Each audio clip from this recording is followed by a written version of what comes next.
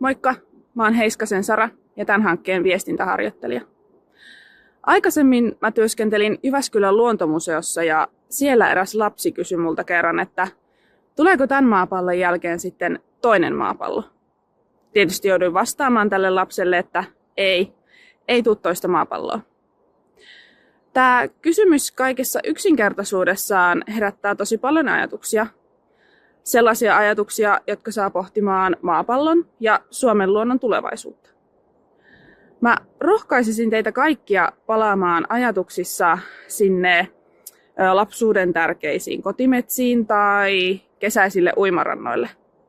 Ja miettimään, että millaisia ajatuksia nämä just sulle tärkeät luontokohteet herättää.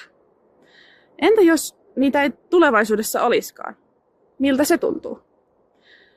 Tällaisia ajatuksia mulle heräsi tästä lapsen kysymyksistä.